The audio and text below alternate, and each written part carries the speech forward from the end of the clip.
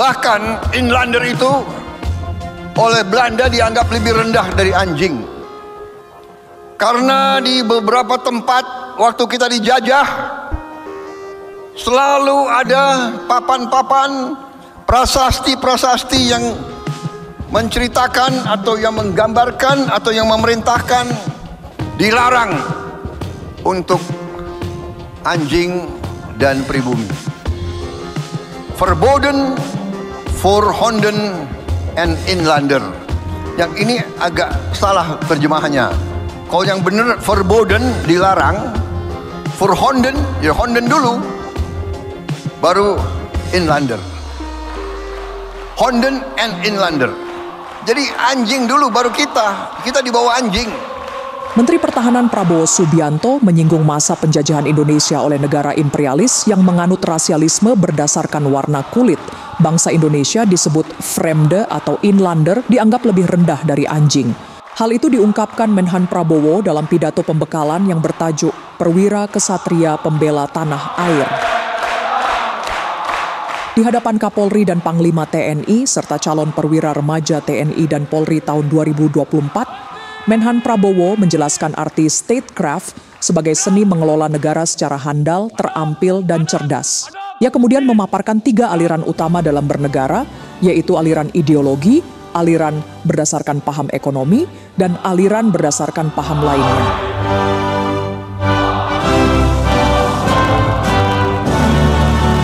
Prabowo menjelaskan bahwa aliran ideologi dominan di 70 tahun pertama pembentukan negara, di mana negara menentukan apakah mereka menganut sistem demokrasi, otokrasi, diktator, atau oligarki. Indonesia menurutnya memilih sistem demokrasi dengan kedaulatan di tangan rakyat. Aliran kedua, berdasarkan paham ekonomi, meliputi negara-negara yang menganut kapitalisme, sosialisme, atau komunisme.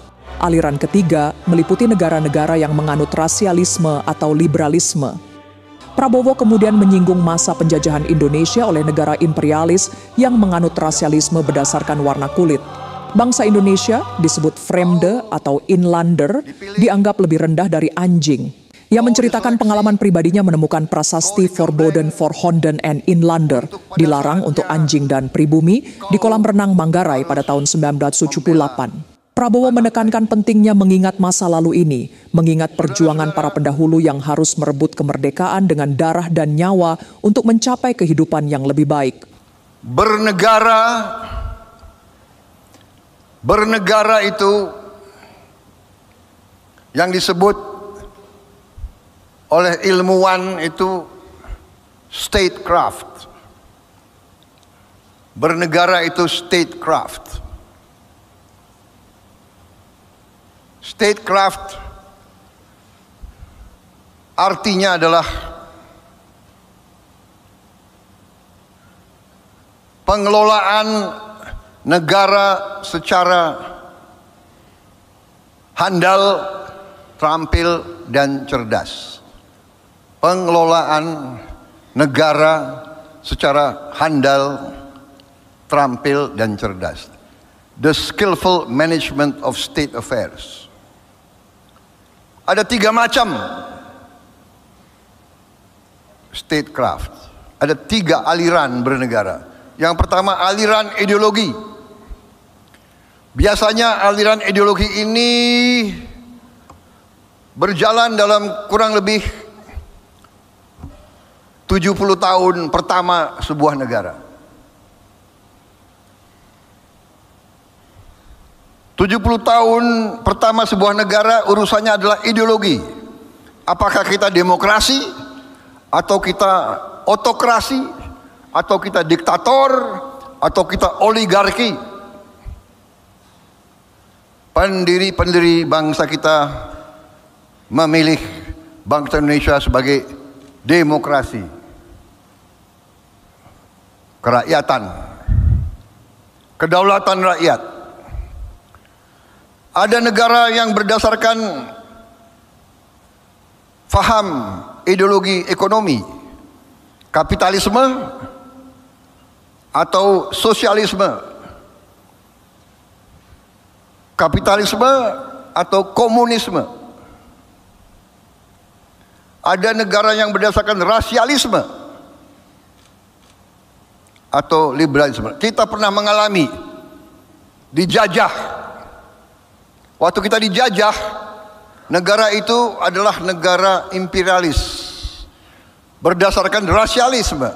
Di atas kulit putih, di tengah-tengah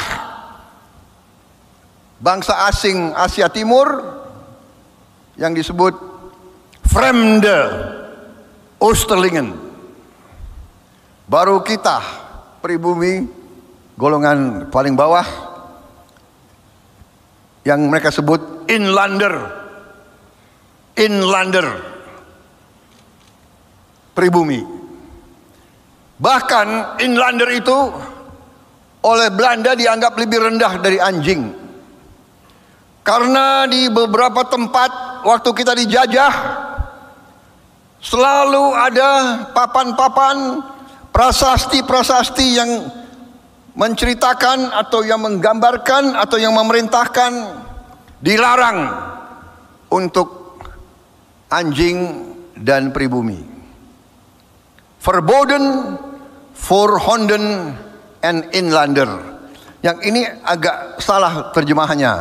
Kalau yang benar verboden dilarang, for Honden ya Honden dulu, baru Inlander. Honden and Inlander. Jadi anjing dulu baru kita di bawah anjing.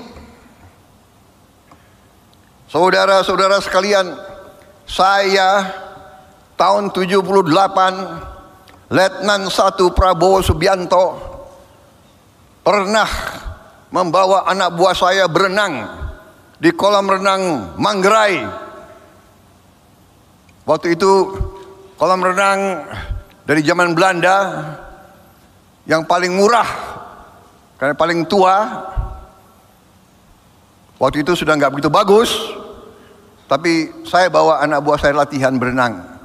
Waktu itu Cijantung Kopassus tidak punya kolam renang. Waktu saya datang ke Manggarai, di kolam renang itu saya melihat ada prasasti di tembok yang tertutup oleh lumut. Ini tahun 78. Ya. 28 tahun setelah kita terima kedaulatan. Saya dasar ingin tahu apa yang ditutup oleh lumut itu. Saya bersihkan itu lumut dan saya ketemu tulisan Verboden for Honden and Inlander. Bayangkan tahun 78. Karena saya marah dan dongkol, saya suruh bongkar itu. Saya sadar sekarang saya salah. Harusnya jangan dibongkar, jangan dibuang, harus disimpan sebagai bukti untuk kalian semua. Kita bangsa Indonesia pernah dinilai lebih rendah dari anjing. Hai anak-anakku, kau penerus bangsa kita, tapi saya tidak yakin kau mengerti dan kau faham betapa bapak-bapak kita, mungkin kakek-kakekmu, nenek moyang kita, betapa nenek moyang kita harus merebut kemerdekaan, harus perang, harus berdarah, harus melihat saudara-saudaranya dibunuh supaya kau bisa hidup dengan baik.